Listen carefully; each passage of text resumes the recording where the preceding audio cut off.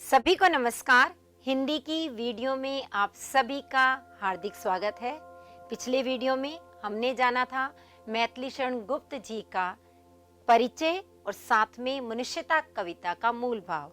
आज की इस वीडियो में हम समझेंगे मनुष्यता कविता की व्याख्या। तो एक बार आगे बढ़ने से पहले जल्दी से देख लें कि हम किस कवि से मिले थे। यही है ना मैथिली शरण गुप्त जी, जिनसे आप पहले से ही परिचित हैं। तो आज इनकी कविता से भी परिचय प्राप्त करते हैं कि कविता में इन्होंने हमें क्या समझाने का प्रयास किया। हर पद्यांश की व्याख्या आपको सामने नजर आ रही है, आप इसे पढ़ सकते हैं और स्क्रीनशॉट लेकर के भी ध्यान से देख सकते हैं।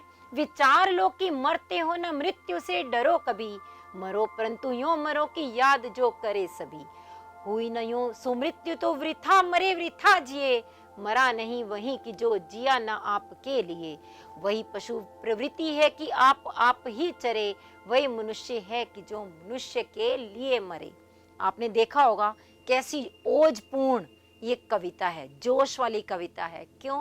क्योंकि इसमें कवि हमें प्रेरित कर रहा है केवल अपने लिए नहीं जीना, दूसरों के लिए जीना है। इसलिए कवि ने क्या कहा, विचार लो कि मरते हो ना मृत्यु से डरो कभी। आप इस बात पर विचार कर लो, इस बात को अच्छे से समझ लो कि आप मरते हो। मरते मतलब मरणशील हो। जो भी व्यक्ति इस दुनिया में आया है एक ना एक दिन उसने मरना ही है। तो आप इस बात को अच्छी तरह से समझ लो कि आप मरणशील हो, इसलिए मृत्यु से कभी भी नहीं डरो। और यदि मृत्यु आती है, आनी तो है ही, लेकिन यदि मृत्यु आती है तो आप इस तरह से मृत्यु को प्राप्त करो कि आपकी मृत्यु के बाद भी हर कोई आपको याद करे। हुई न यूं सुमृत्यु तो वृथा मरे वृथा जिए। यदि इस प्रकार से आपकी अच्छी मृत्यु नहीं हुई, सुमृत्यु, आपको पता है यहाँ सु उपसर्ग लगने से इसका अर्थ अच्छे के भाव में जा रहा है। यदि कु होता तो बुरे के भाव में जाता। तो यदि आपकी ऐसी अच्छी मृत्यु नहीं हुई तो आप बेकार ही मरे और बेकार ही जिए। आपका जीना मरना व्यर्थ हुआ। मरा नहीं वही कि जो जिया ना आपके लिए, जो आप सबके लिए नहीं जिया, जो अन्य लोगों के लिए नहीं जिया, वह वास्तव में मरा ही नहीं, वह अच्छी मृत्यु को प्राप्त ही नहीं हुआ। और जो दूसरों के लिए जिया ना, वह मर करके भी नहीं मरा, यानी वो क्या हो गया, अमर हो गया। वही पशु प्रवृत्ति है कि आप ही चरे। यह तो पशुओं का स्वभाव है कि वो केवल अपने लिए ही सोचते हैं, अपने लिए ही चरे मतलब विचरण करते हैं, अपना जीवन स्वयं के लिए ही जीते हैं, बस दूसरों के लिए कुछ नहीं सोचते, दूसरों के लिए संग्रह नहीं करते। जबकि मनुष्य जब कमा कर लाता है तो केवल अपने लिए नहीं, अपने परिवार के लिए भी, दूसरों के लिए भी। तो वही मनुष्य है जो दूसरों के लिए मरे, अपना सर्वस्व न्योछावर कर दे। तो बच्चों ध्यान रखिएगा, ये अंतिम पंक्ति हर पद्यांश में आएगी और इसीलिए बार बार इसकी व्याख्या करने की बजाय आप एक ही बार समझ लीजिए कि इस पंक्ति का अर्थ है जो मनुष्य दूसरों के लिए मृत्यु को प्राप्त होता है वही वास्तव में मनुष्य है, जो दूसरों के लिए अपना सर्वस्व न्योछावर करता है। उसी उदार की कथा सरस्वती बखानती, उसी उदार से धरा कृतार्थ भाव मानती, उसी उदार की सदा सजीव कीर्ति कूजती, तथा उसी उदार को समस्त सृष्टि पूजती। अखंड आत्मभाव जो असीम विश्व में भरे, वही मनुष्य है कि जो मनुष्य के लिए मरे। तो यहाँ पर देखते ही समझ में आ रहा होगा कि सरस्वती किसका बखान करती है, उसी उदार व्यक्ति की कथा का बखान करती है जो दूसरों के लिए कुछ करता है। उदार का अर्थ क्या हुआ, बड़े दिल वाला, ऐसा व्यक्ति जो केवल अपने नहीं सोच रहा बल्कि दूसरों के लिए सोच रहा है। तो ऐसे उदार व्यक्ति की कथा का बखान सरस्वती करती है। और सरस्वती कैसे करती है, यानी पुस्तकों में उनका वर्णन मिलता है। उसी उदार से धरा कृतार्थ भाव मानती, ऐसे उदार व्यक्ति को ये पृथ्वी, इस धरती के लोग कृतार्थ भाव से देखते हैं, उनका आभार मानते हैं। उसी उदार की सदा सजीव कीर्ति कूजती, ऐसे उदार व्यक्तियों की यश गाथा हमेशा गूंजती रहती है। कीर्ति माने यश, उनका यश सदैव गूंजता रहता है तथा उसी उदार को समस्त सृष्टि पूजती। ये सारा संसार ऐसे उदार व्यक्ति की पूजा करता है।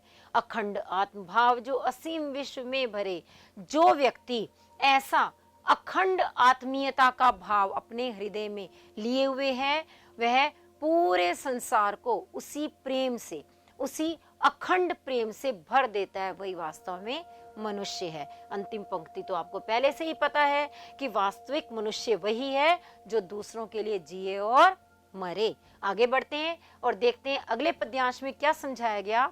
क्षुधार्थ रंती देव ने दिया करस्थ थाल भी, तथा दधीची ने दिया परार्थ अस्थि जाल भी। उशीनर क्षितीश ने सोमास दान भी किया, सहर्ष वीर कर्ण ने शरीर चर्म भी दिया। अनित्य देह के लिए अनादि जीव क्या डरे, वही मनुष्य है जो मनुष्य के लिए मरे। तो यहाँ देखिए क्षुधार्थ, ये क्षुधा और आर्त से मिलकर बना है। आर्त यानी पीड़ित, जो व्यक्ति क्षुधा से पीड़ित था, भूख से जो व्याकुल था। कौन? रतिदेव। यहाँ रतिदेव राजा की बात की जा रही है कि वे भूख से इतना व्याकुल था, फिर भी उसने अपने हाथ में रखा हुआ थाल भी, करस्थ का अर्थ क्या हुआ? हाथ में स्थित, हाथ में रखा हुआ भोजन का थाल भी भूखों को दे दिया। अपनी भूख की परवाह न करते हुए दूसरे को दे दिया। इसी तरह से दधीची ऋषि जो थे, उन्होंने अपनी हड्डियों का जाल भी, अस्थि जाल यानी हड्डियों का जाल, स्केल्टन कहा जाता है जिसे, अपने हड्डियों के जाल को भी दूसरों के लिए न्योछावर कर दिया। आपको अच्छे से पता होगा कि दधीची ऋषि की हड्डियां इतनी मजबूत थी कि उनसे वज्र बनाने के लिए देवताओं ने उनसे हड्डियां मांगी थी, जो इन्होंने दान कर दी। उशीनर क्षितीश ने सोमास दान भी किया। और इसी तरह से उशीनर के जो राजा थे, शिवी, राजा शिवी ने अपने शरीर का मांस तक भी दान कर दिया था। और इसी तरह से वीर कर्ण ने हंसते हंसते अपने शरीर का वो जो रक्षा कवच था उसे भी दे दिया था। तो इस प्रकार ये सारे महावीर महादानी हुए हैं जिन्होंने दूसरों के लिए अपना सब कुछ दिया है। तो अनित्य देह के लिए अनादि जीव क्या डरे। तो अनित्य देह, अनित्य यानी जो हमेशा रहने वाला नहीं है। ये शरीर तो नश्वर है, एक न एक दिन नष्ट होना ही है। तो इस नश्वर शरीर के लिए भला अनादि जीव क्यों डरे। अनादि कहा गया मनुष्य को, क्यों? क्योंकि हम उसी परमात्मा का अंश हैं। वह परमात्मा जिसका ना आदि है ना अंत है, तो हम भी तो उसी परमात्मा के अंश हैं। फिर हम क्यों डरें? तो इस नश्वर शरीर के लिए अनादि जीव को डरने की जरूरत नहीं है, क्योंकि वास्तविक मनुष्य वही है जो अन्य मनुष्यों के लिए जीता है और मरता है। अगले वाले को देखते हैं। सहानुभूति चाहिए महाविभूति है वही, वशीकृता सदैव है बनी हुई स्वयं मही। विरुद्धवाद बुद्ध का दया प्रवाह में बहा, विनीत लोक वर्ग क्या न सामने झुका रहे। आह, वही उदार है परोपकार जो करे, वही मनुष्य है कि जो मनुष्य के लिए मरे। सहानुभूति चाहिए, यानी यहाँ पर यह बताया गया मनुष्य में कौन सा गुण होना चाहिए। एक उदारता की बात कभी पहले कर चुका है और अब सहानुभूति की बात कर रहा है कि मनुष्य में सहानुभूति होनी चाहिए। महाविभूति है वही, यह सबसे बड़ी संपदा है, सबसे बड़ा गुण है। वशीकृता सदैव है बनी हुई स्वयं मही। मही माने धरती, यह धरती स्वयं उसी के वश में हो जाती है। किसके वश में? जो सहानुभूति से युक्त होता है, उदार होता है, इन मानवीय गुणों से संपन्न होता है। विरुद्धवाद बुद्ध का दया प्रवाह में बहा, कि जो बुद्ध थे उन्होंने जब दया का प्रवाह किया, उनकी करुणा की भावना जब बही, तो उनके खिलाफ बोलने वाले सारे के सारे शांत हो गए। तो इस प्रकार उनके खिलाफ जो लहर चली थी वह भी उनकी करुणा की भावना में बह गई। विनीत लोक वर्ग क्या ना सामने झुका रहा, और ये सारा लोक वर्ग यानी सारा संसार विनम्र होकर के उनके सामने झुक गया। आह, वही उदार है परोपकार जो करे। तो यहाँ पर उदार व्यक्ति किसको मानते हैं कवि? यह बताया गया कि उदार वही है जो परोपकार करता है, और वास्तव में मनुष्य भी वही है जो दूसरों के लिए जीता है और दूसरों के लिए ही मरता है। अगला पद्यांश देखिए। रहो न भूल के कभी मदांध तुच्छ वित्त में, संत जन आपको करो न गर्व चित्त में, अंत को है यहाँ त्रिलोकनाथ साथ में। दयालु दीन बंधु के बड़े विशाल हाथ हैं, अतीव भाग्यहीन है अंधेर भाव जो भरे, वही मनुष्य है कि जो मनुष्य के लिए मरे। तो यहाँ पर क्या कहा कि कभी भी तुम अपने तुच्छ विचारों में मदांध होकर के ना रहो। मदांध यानी मद में अंधा होना, नशे में चूर होना। कैसे भावों के नशे में चूर? तुच्छ भावों के। और वो तुच्छ भाव किसका? वित्त का। वित्त होता है धन, यानी हम ऐसा कभी ना सोचे कि हमारे पास बहुत सा धन है और हम उसके नशे में चूर हो जाएं। तो इसलिए क्या कहा कि मनुष्य अपने पास जो संग्रहित धन दौलत है, यश है, उसके मद में अंधा होकर के ना रहे। संत जन आपको करो न गर्व चित्त में। आप संत जन हो, सज्जन हो, तो कभी भी ऐसा गर्व, ऐसा घमंड अपने चित्त में, हृदय में मत लाओ। अंत को है यहाँ त्रिलोकनाथ साथ में। त्रिलोकनाथ मतलब ईश्वर, तीनों लोकों के स्वामी ईश्वर हमेशा आपके साथ में है। दयालु दीन बंधु के बड़े विशाल हाथ हैं। जो ईश्वर हैं वे बहुत दयालु हैं, वे दीन बंधु हैं और उनके बहुत बड़े बड़े हाथ हैं जो वे सदैव आपकी तरफ सहायता के लिए बढ़ाते हैं। अतीव भाग्यहीन है अंधेर भाव जो भरे। वे लोग वास्तव में बहुत ही अभागे हैं जो ईश्वर के साथ होते हुए भी अपने आप को अनाथ होने के अंधेर भाव से युक्त रहते हैं, यानी अपने आप को अनाथ समझते हैं। उनके मन में यह गलत धारणा है कि हम अकेले रह गए, जबकि ईश्वर तो सदैव साथ है। तो मनुष्य वही है जो दूसरे मनुष्यों के लिए जीता है और मरता है। आगे बढ़ेंगे हम। अनंत अंतरिक्ष में अनंत देव हैं खड़े, समक्षी स्वबाहु जो बड़ा रहे बड़े बड़े। परस्परावलंब से उठो तथा बढ़ो सभी, अभी अमरते अंक में अपंक हो चढ़ो सभी। रहो नयों की एक से न काम और का सरे, वही मनुष्य है कि जो मनुष्य के लिए मरे।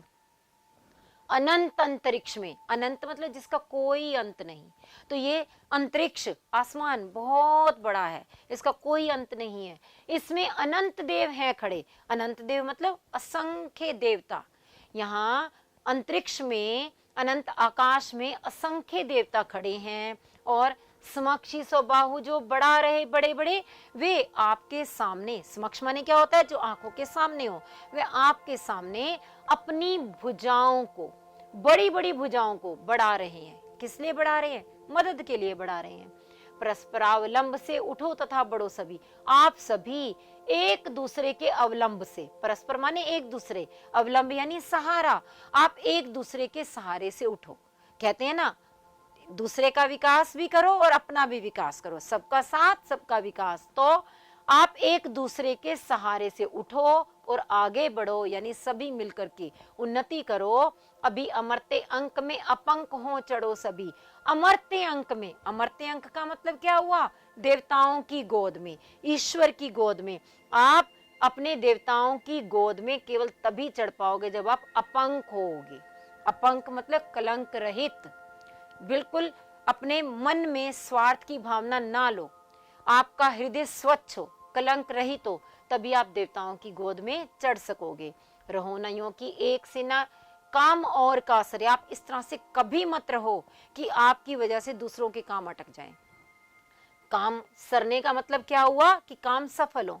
आप इस तरह से काम करो कि आपकी वजह से दूसरों के कामों में रुकावट पैदा ना हो, बल्कि दूसरों के भी काम सुलझ जाएं, निपट जाएं, और वही मनुष्य है जो कि मनुष्य के लिए मरता है। आगे देखते हैं। यह है इन पंक्तियों में कवि जो हमें समझाना चाह रहे हैं वो ये कि मनुष्य मात्र बंधु है, यही बड़ा विवेक है। पुराण पुरुष स्वयंभू पिता प्रसिद्ध एक है। फलानुसार कर्म के अवश्य बाह्य भेद है, परंतु अंतर ऐक्य में प्रमाण भूत वेद है। अनर्थ है कि बंधु हो न बंधु की व्यथा हरे, वही मनुष्य है जो मनुष्य के लिए मरे। तो यहाँ देखिए, मनुष्य मात्र बंधु है क्योंकि हम सबका पिता एक ही है। हमारा जो परमेश्वर है, ईश्वर है, वो हम सबका पिता है। तो इस नाते हम सब एक दूसरे के क्या हुए? बंधु हुए, रिश्तेदार, भाई हुए। तो इसी कारण यह सबसे बड़े ज्ञान की बात है कि इस पृथ्वी के सभी लोग एक दूसरे के बंधु हैं, भाई हैं। तो यहाँ पर वसुधैव कुटुंबकम की धारणा आ रही है।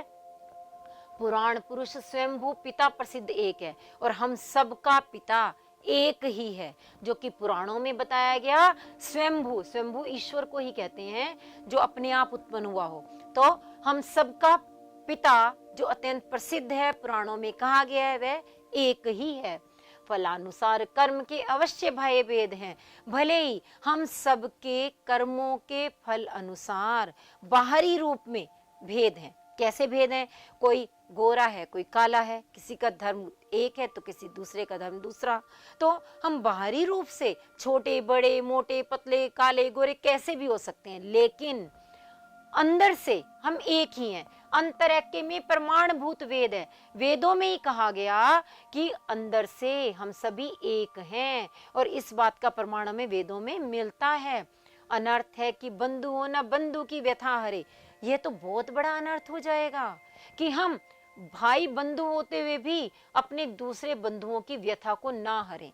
व्यथा यानी पीड़ा, उनकी पीड़ा को दूर करने के लिए कुछ ना करें, ये तो बहुत बड़ा अनर्थ हो जाएगा। तो हमें वास्तव में चाहिए क्या कि हम दूसरों के लिए भी ऐसे काम करें कि हमारा भला तो हो ही हो, दूसरों का भला पहले हो। ठीक है, तो हमें दूसरों की पीड़ा को भी हरना है। वही वास्तव में मनुष्य है जो दूसरे मनुष्यों के लिए जीता है और मरता है। आगे देखते हैं, यह अंतिम पद्यांश है, लेकिन बहुत गहरी बात बता रहा है ये पद्यांश। चलो अभीष्ट मार्ग में सहर्ष खेलते हुए, विपत्ति विप्र जो पड़े उन्हें ढकेलते हुए। घटे न हेल मेल हाँ, बड़े न भिन्नता कभी, अतर्क एक पंथ के सतर्क पंथ हो सभी। तभी समर्थ भाव है कि तारता हुआ तरे, वही मनुष्य है कि जो मनुष्य के लिए मरे। तो यहाँ क्या कहा? चलो अभीष्ट मार्ग में, अभीष्ट होता है इच्छित, जो हमारा इच्छित मार्ग है, जिस रास्ते पर हमें जाना है उस मार्ग पर हम चलें। लेकिन कैसे चलें? हंसते खेलते हुए। सहर्ष माने खुशी खुशी, खुशी खुशी हंसते खेलते हुए उस मार्ग पर आगे बढ़े। विपत्ति विप्र जो पड़े उन्हें ढकेलते हुए, जो भी रास्ते में विपत्ति आए, बड़ी बड़ी मुसीबतें आए, उन्हें परे करते हुए, धकेलते हुए, अलग करते हुए हम आगे आगे बढ़ते जाएं। घटे न हेल मेल हाँ, बड़े न भिन्नता कभी। हम कोई ऐसा काम ना करें जिससे हमारे बीच की भिन्नता बढ़ जाए, भेदभाव बढ़ जाए, बल्कि क्या बढ़ना चाहिए? हमारा हेल मेल, हमारा आपसी तालमेल बढ़ना चाहिए, भिन्नता कभी नहीं बढ़नी चाहिए। अतर्क एक पंथ के सतर्क पंथ हो सभी। अतर्क, अतर्क होता है जिसके लिए कोई अन्य तर्क है ही नहीं, बिल्कुल जो स्पष्ट रूप से कही गई बात है। और सतर्क माने सावधान, यानी हम सब सावधान होकर एक ही रास्ते पर, उन्नति के रास्ते पर आगे बढ़े, इसमें तो कोई दो राय है ही नहीं। तभी समर्थ भाव है कि तारता हुआ तरे। यदि हम सब एक दूसरे के साथ लेते हुए आगे ही आगे बढ़ेंगे, तारना मतलब पार उतरना, इस भवसागर से पार उतरेंगे, अपने जीवन के लक्ष्य को प्राप्त करेंगे। यदि हम ऐसा करते हुए बढ़ रहे हैं, वही हमारा समर्थ भाव है, उसी से हमारी सामर्थ्य प्रसिद्ध होगी, सामर्थ्य साबित होगी। तो वही मनुष्य है जो दूसरे मनुष्यों के लिए मरता है, जीता है। तो इसी के साथ ये कविता तो समाप्त होती है, लेकिन वीडियो समाप्त नहीं होती, क्योंकि उससे पहले आपके लिए थोड़ा सा अभ्यास कार्य है। आप इस अभ्यास कार्य को स्वयं करेंगे और कविता को और अच्छी तरह से समझने का प्रयास करेंगे। और हम मिलेंगे अगले वीडियो में। धन्यवाद।